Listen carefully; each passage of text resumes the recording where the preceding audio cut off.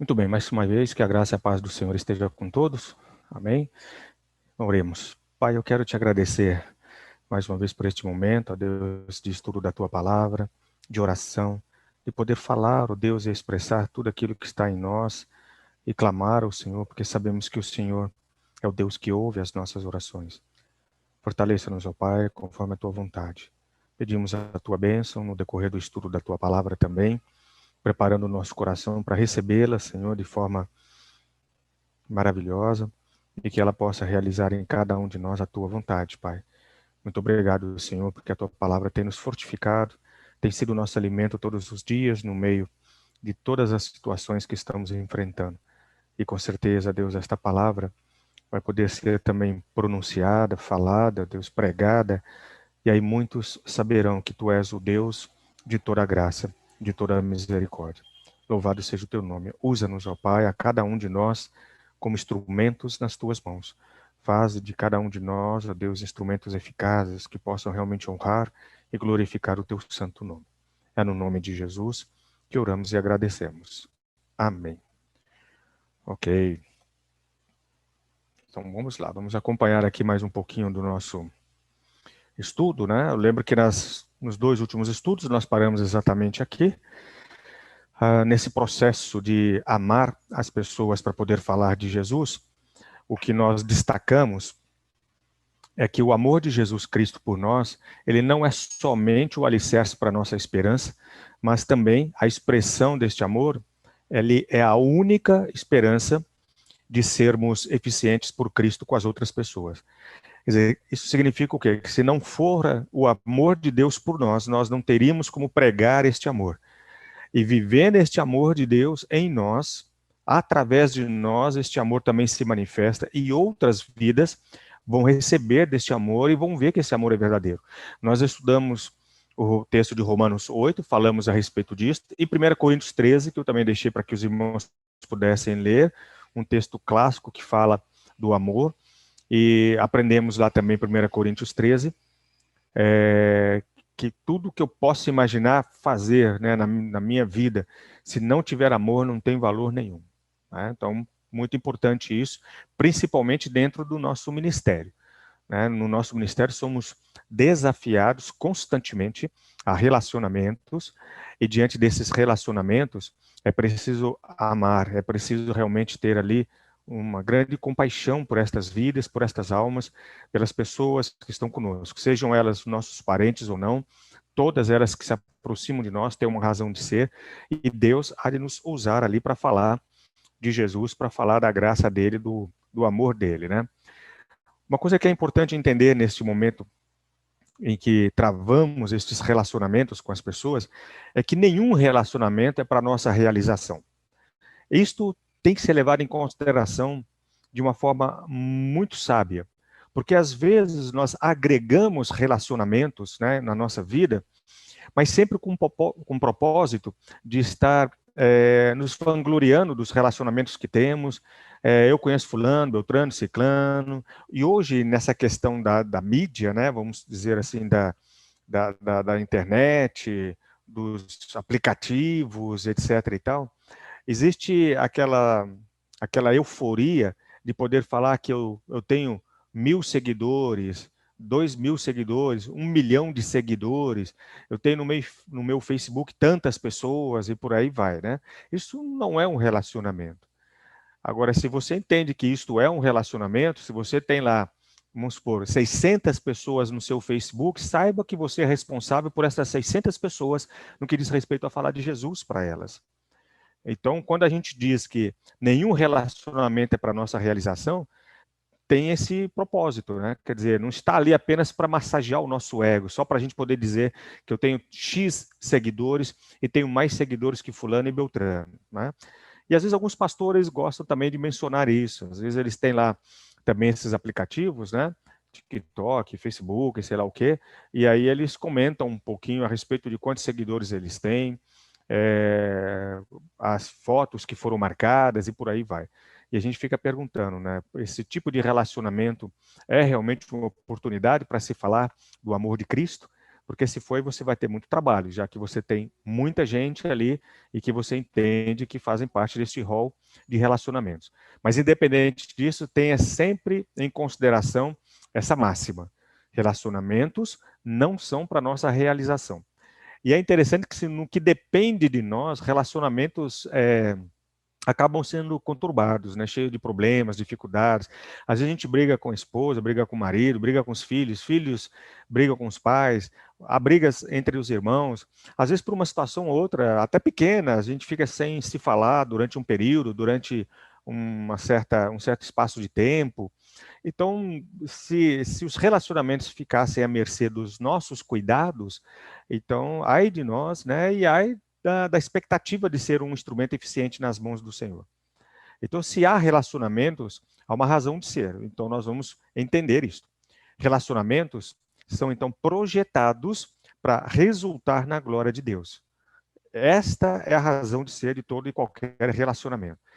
Então, quando eu tenho o privilégio, a oportunidade de me relacionar com uma pessoa, e quando falamos aqui de relacionamento, não precisa ser aquele tipo de relacionamento onde se requer profundidade de conhecimento, etc. e tal.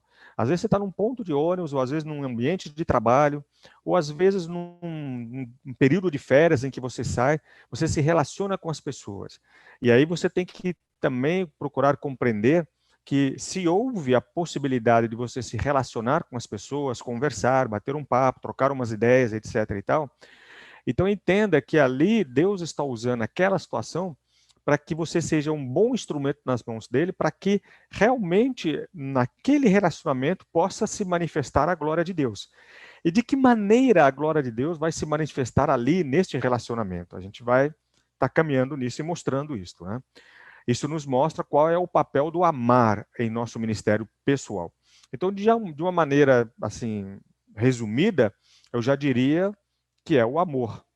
Então, de que forma a glória de Deus possa se manifestar, ou aquela situação possa resultar para a glória de Deus naquele relacionamento, quando há ali o privilégio de manifestarmos o amor. O amor por aquela pessoa com um propósito específico, não de querê-la para nós, não de amá-la simplesmente para o nosso ego, mas de amar aquela pessoa com o propósito de realmente falar do amor de Deus. Isto faz parte de todo o projeto na palavra de Deus. Quando você olha lá desde o início, desde o começo, a gente começou essa série de estudos já faz mais de um ano, a gente começou essa série de estudos falando aí sobre o Éden, né? A situação que aconteceu lá com Adão e Eva, e nós vimos que desde aquele momento até os dias de hoje, o amor de Deus por nós se manifesta. E o ápice deste amor foi no envio de Jesus Cristo para estar conosco, morando aqui entre nós, vivendo como um de nós e manifestando entre nós o amor do Pai. E ele nos amou verdadeiramente falando, né? E nos amou com o amor do Pai, nos amou para mostrar que o Pai nos ama. Então, eu imagino que o nosso ministério pessoal, o nosso ministério aí como instrumentos nas mãos do Senhor, tem que ter essa tônica, né? Nós temos que amar para poder mostrar ali o amor de Deus por aquela vida, por aquela pessoa, né? O relacionamento de Deus para conosco, ele é amoroso e redentor. Isso está em toda a palavra dele. Como eu falei agora há pouco, de Gênesis para cá, a gente já viu isto. Então, há uma evidência cada vez maior e mais forte, isso vai se intensificando e vai se tornando ainda mais palpável quando chega ali naquele momento em que Jesus nasce, né? No momento do nascimento de Jesus, você viu que foi uma situação complicada para José e Maria, eles tiveram que correr de um lado para o outro, não foram amados, não foram acolhidos da forma adequada, da forma correta. Você vê que até naquela situação, antes mesmo de nascer, Jesus já estava sendo rejeitado pelo mundo, rejeitado pelas trevas, né? Então José e Maria passaram por uma situação muito delicada. Ela grávida, pronto para dar à luz, numa situação fugitiva, José e Maria fugindo da questão, né, que estava por vir, e não tendo nenhum lugar para estar, aconteceu do nascimento ser ali numa estrebaria, sem todo o cuidado. Mas aí houve aquela manifestação dos céus para mostrar a tudo e a todos que o rei nasceu. E ali foi uma manifestação muito graciosa, muito poderosa, né, do amor do Pai por nós, enviando o Filho Jesus para estar ali entre nós, tá? Então, o relacionamento de Deus com a gente tem esse propósito, né? E Ele quer que nossos relacionamentos espelhem exatamente isto, este amor redentivo dele, ou esse amor do Redentor por nós, né? Onde a gente possa falar que Deus nos ama e ele nos resgatou, né? Nos trouxe, nos rendeu à presença dele através da morte e do sangue ali, da morte e da ressurreição de Jesus Cristo, né? Então a sua morte, o seu corpo, o seu sangue que foi nos dado e a sua ressurreição que veio coroar este amor do Pai por nós, essa redenção de Deus por nós. Mas, de maneira geral, dentro do nosso ministério, o que isto significa? Né? De quais são as grandes lições que a gente pode tirar disto? A primeira delas, que Deus tem um alvo mais elevado para os nossos relacionamentos.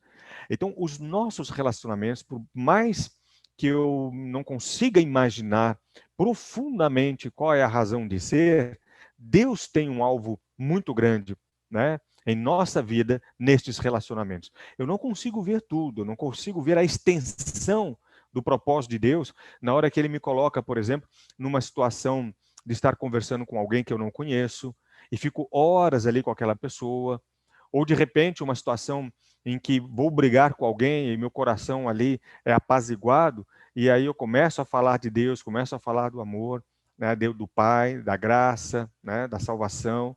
Então, nesses relacionamentos, Deus tem algo muito mais profundo do que a gente possa imaginar.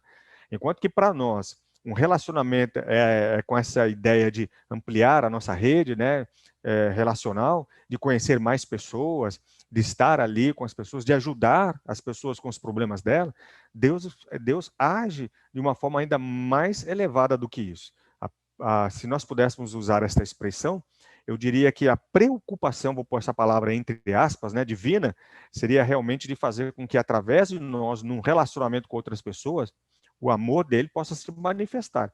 É isso, independente do problema da pessoa ser resolvida, da cura ser resolvida, do milagre ser feito, o que Deus vai fazer ali é algo muito mais elevado, né? Ele vai transformar aquela vida através de nós, né, por meio de nós, falando, né, em nós sobre este amor que ele sente por aquela pessoa. Então, esta é a primeira coisa que temos que levar em consideração. A outra que vale a pena mencionar é que Deus quer que nossos relacionamentos sejam o contexto para as mudanças operadas por Ele. Ou seja, Deus vai mudar a vida de alguém, Deus vai transformar aquela vida, vai acontecer um novo nascimento na vida de alguém. E quem Deus vai usar para fazer isso? Eu e você, nós que somos instrumentos nas mãos dele. É através de nós que toda e qualquer mudança na vida daquela pessoa vai ser operada, por meio de cada um de nós. Então veja que a nossa responsabilidade é muito grande. A gente falou isso um tempo atrás, quando mencionamos no tópico sobre embaixadores de Cristo, né? Arautos do Senhor, embaixadores do Senhor, estamos ali para falar a vontade dele, pregar a vontade dele, temos toda a autoridade dele, estamos investidos da autoridade dele para representá-lo em meio às pessoas. Então, nos nossos relacionamentos, é isso que Deus quer fazer, ele vai nos usar para mudar aquela vida. Pastor, mas ele não pode usar uma circunstância qualquer, ele não pode usar a doença para mudar a vida de uma pessoa?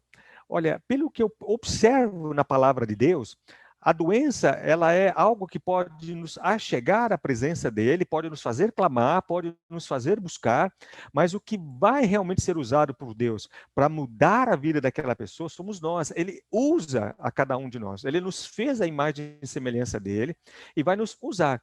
Pode até ser que o que me motivou a falar àquela pessoa do amor de Deus seja a doença que aquela pessoa tem.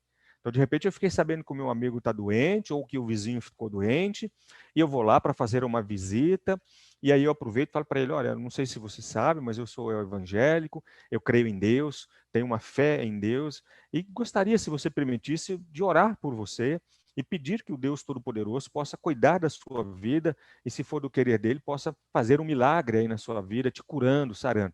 Então, às vezes, a doença foi um instrumento, foi um meio, né, que me fez ir até aquela pessoa.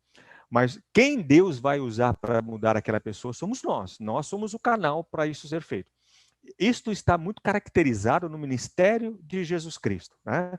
Jesus passou por nós ali, junto naquele período com os apóstolos. Você viu que muitas situações foram vivenciadas por ele, situações de pessoas possessas, pessoas com doenças, pessoas com problemas emocionais, às vezes problemas grandes, gigantes, outros problemas pequenos, pessoas que morreram, né, que de repente chamaram a Jesus e falaram: você não pode dar um jeito nisso. Então, todos esses problemas estavam ali.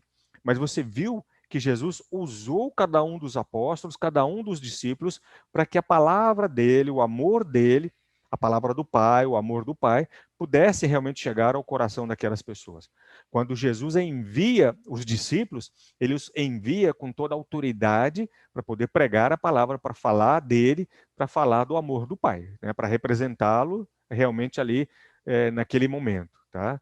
Então, é eu e você que realmente Deus vai estar usando para criar essa mudança ou fazer essa mudança. Veja que privilégio cada um de nós tem, né?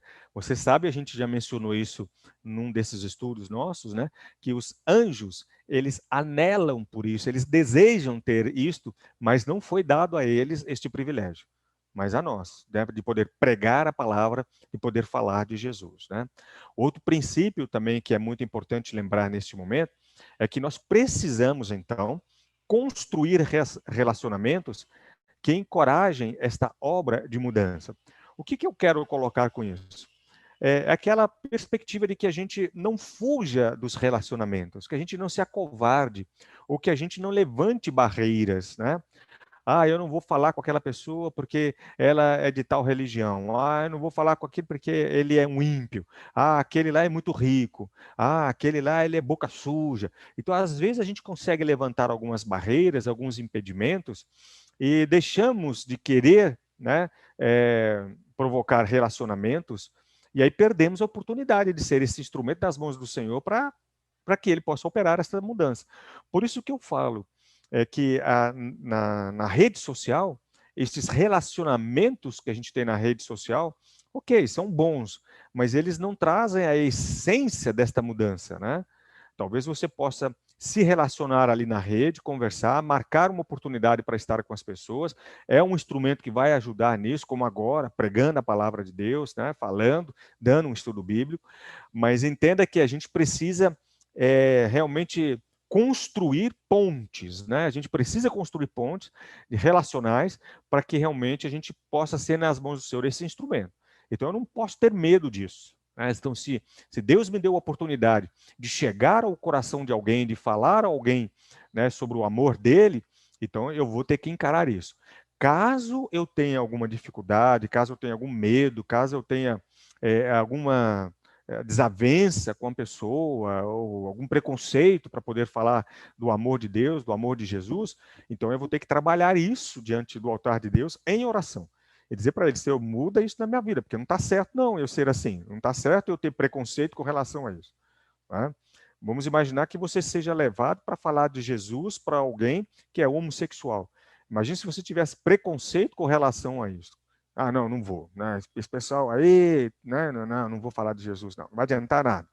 Não é assim. Você então tem que orar e pedir que o Senhor te dê sabedoria, paciência, né? Te dê compaixão por essas vidas, né? Que você possa realmente criar pontes relacionais ali para poder alcançar essa pessoa para Jesus, né? Às vezes nas drogas, né? Tem lá a boca de fumo, tem lá o ponto onde as drogas são vendidas. Você não precisa se dispor, sair e ir lá encarar a realidade.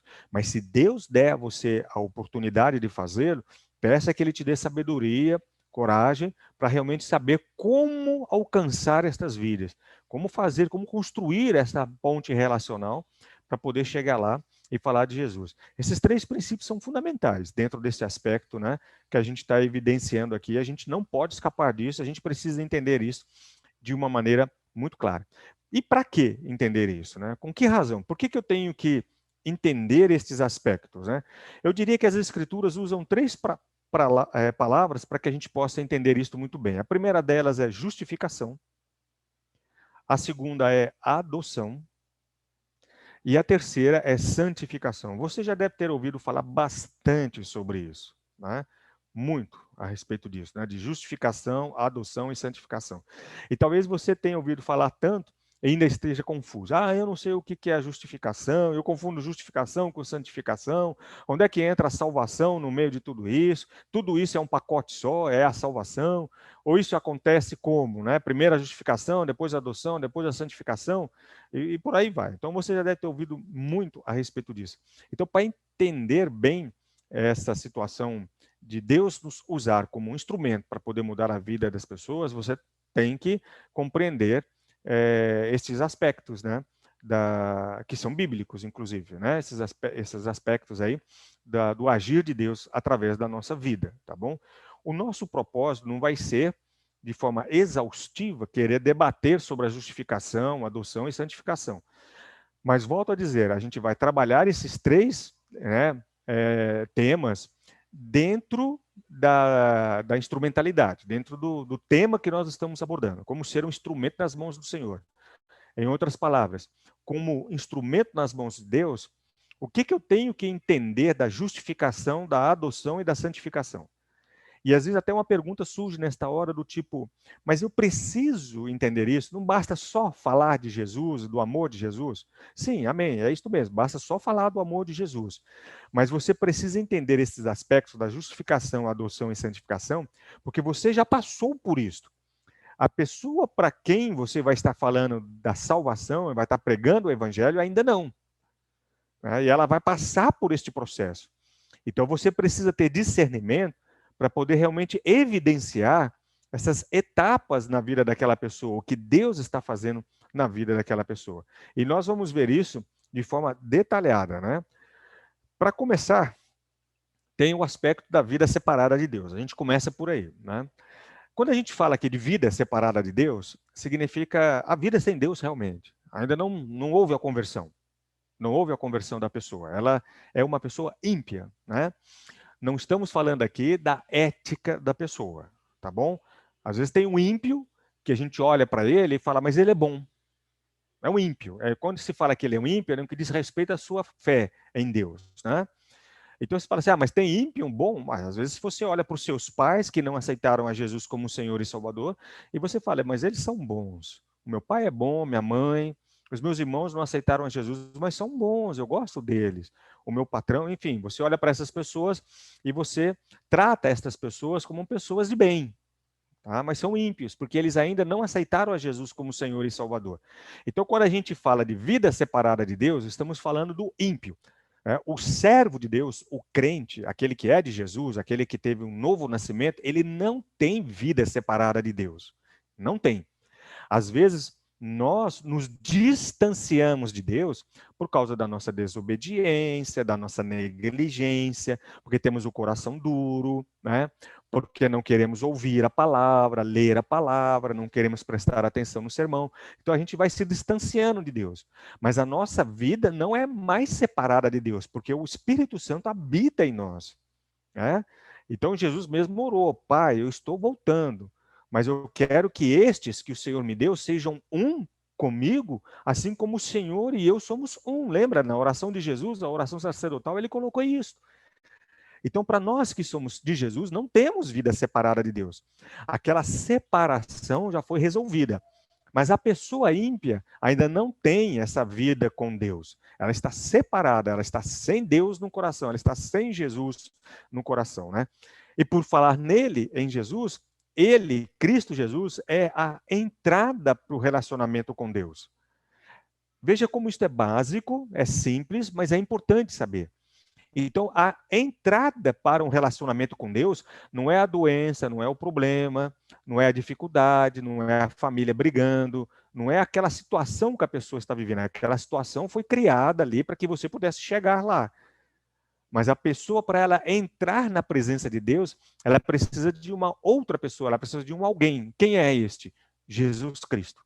Sem Jesus não tem como entrar na presença de Deus, não tem como se relacionar com Deus. O meio é ele, não é por pouco, não é por menos, melhor dizendo, que Jesus disse, eu sou a porta. Aquele que passa por mim, aquele que entra por mim, tem pastagens, terá paz, terá tranquilidade, será levado, né, a pastos verdejantes. Então Jesus Cristo é a entrada para esse relacionamento com Deus. tá bom? Isto para nós que estamos pregando o evangelho como instrumentos das mãos do Senhor é muito importante, gente. A gente já bateu nisso, eu volto a tocar nesse assunto de novo, né? Lembra que a gente falou há pouco tempo atrás que às vezes a gente é que quer mudar as pessoas para elas irem para a igreja. Olha, deixa de fazer isso, deixa de beber, deixa de fumar, deixa de não sei o que lá para você poder ir na minha igreja. E a gente descobriu que não é assim. A igreja é para todo tipo de pessoa, para todo tipo. É Deus quem vai mudar essas pessoas. É Jesus Cristo quem vai trabalhar na vida daquela pessoa e vai mudar. Ele vai usar quem? Eu e você. Tá? Então, Jesus Cristo é a entrada para este relacionamento. Ah, mas pastor, não sou eu achava que era através de mim que a pessoa ia chegar em Jesus Cristo. Não. Eu sou apenas um instrumento que Deus usa, né, para realmente fazer com que as pessoas se acheguem ao Filho dele, Jesus Cristo. E se achegando a Jesus Cristo, aceitando, né, pela fé, então eles terão um relacionamento com Deus. Aquela barreira que estava separando a pessoa, né, de uma forma definitiva do Pai, vai ser quebrada, vai ser rompida. Né? Neste momento, entra a justificação e a adoção. Ok? É nesse ponto que elas se fazem presente. É nessa hora, pela cruz ali de Jesus, pela sua morte e pela sua ressurreição, que somos justificados e adotados, né, em Cristo Jesus. Ele nos justifica, ele nos adota e ele então traz a cada um de nós para esse relacionamento com o Pai. Tá? Aí eu passo a ter uma vida como filho de Deus. Tá? Depois dessa justificação e adoção, eu tenho esta vida como filho de Deus. Percebe? E aí sim eu vou por um processo chamado de santificação. Tá? Então, a santificação é um processo que começa exatamente no momento em que eu aceitei a Jesus como Senhor e Salvador. Naquele momento da minha conversão, né, que eu fui justificado, né, e fui adotado em Cristo Jesus, eu começo agora um processo de santificação. A salvação, ela acontece instantaneamente. A salvação não é um processo. Agora, a santificação, sim, ela vai caminhando, né? Ela vai caminhando. Nós vamos ver, né, daqui para frente, cada um destes três aspectos, né? Nós vamos falar detalhadamente sobre a justificação, vamos falar sobre a adoção e vamos falar sobre a santificação. Volto a dizer, para que você possa ver que esses três aspectos fazem parte da nossa vida, né, como filhos de Deus. Se não tiver isso, se isso não foi feito por Jesus Cristo ali na vida daquela pessoa, então ainda que ela esteja na igreja cantando, louvando, lendo a Bíblia, orando, ainda que ela frequente, seja matriculada na escola dominical, né, etc e tal, mas se ela não teve um compromisso com Cristo, se ela não aceitou a Jesus como Senhor e Salvador, se ela não passou pela cruz do Calvário, se ela não foi jogada ali aos pés de Cristo, né, não foi justificada, adotada, e não está caminhando nesse processo de santificação, então ela não tem, né, vida nova. Ela continua como uma pessoa separada de Deus. Então veja que esses são princípios básicos que todos nós sabemos desde há muito tempo, desde o nosso novo nascimento, né? Mas que a gente precisa trazer isso à memória constantemente, porque estamos sendo usados por Deus para falar dele, para pregar o evangelho a outras pessoas. E esse processo de justificação, adoção e santificação vai acontecer na vida destas pessoas. E eu tenho que identificar estas etapas ali, para eu poder realmente saber o que falar, como falar, para eu poder orar por aquela pessoa, para eu poder chegar num determinado momento e dizer: pronto, você agora é uma nova criatura. Né? Porque às vezes a pessoa não sente, às vezes ela não percebe. Tem gente que pensa que, quando aceitei Jesus, o céu abriu, houve um raio, o chão abriu, eu caí, houve isso, houve aquilo, houve um estrondo, etc. e tal. Tem gente que não nota nada disso, não percebe nada disso. Tem situações em que isso sequer acontece. A pessoa simplesmente ora dizendo: eu quero Jesus no meu coração, e a vida segue. Só que agora ela é uma nova criatura. Como é que eu identifico isso? Através dessas três etapas: justificação, adoção e santificação. Beleza? Tudo bem?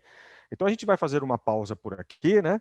Aí na próxima semana a gente volta para começar falando, destrinchar aí cada um desses aspectos. Sexta-feira eu não vou estar com vocês, a gente vai estar numa reunião do nosso presbitério, então eu não vou poder estar. Então o nosso irmão Júnior vai estar providenciando um outro irmão para estar já trazendo um estudo bíblico para nós, ok? Então vou orar antes de nós irmos lá para o nosso compromisso. Pai, nós queremos te agradecer mais uma vez por este momento do estudo da palavra, de aprender um pouco mais e crescer realmente de acordo com o teu querer e a tua vontade. Que a gente possa sentir no coração, ó Deus, que o Senhor tem realmente preparado o nosso coração, a nossa vida, para realmente ser este instrumento que precisamos ser nas tuas mãos. Queremos, ó Deus, realmente poder levar o Evangelho, falar de Jesus a toda e qualquer criatura, a toda e qualquer pessoa. O Senhor mesmo deu esta promessa, disse que o Espírito Santo ele iria ser enviado e foi, e que ele iria nos levar para realmente evangelizar até os confins da terra, a toda e qualquer criatura. Então, Pai, eu sou este instrumento nas tuas mãos e cada um destes que também estão ouvindo a tua palavra são instrumentos nas tuas mãos para que a pregação do teu evangelho possa continuar acontecendo até aquele momento em que Jesus voltará e nos levará definitivamente para o reino celeste. Obrigado, Pai. É no nome dele, do teu filho Jesus, que oramos e agradecemos. Amém, Senhor. Amém.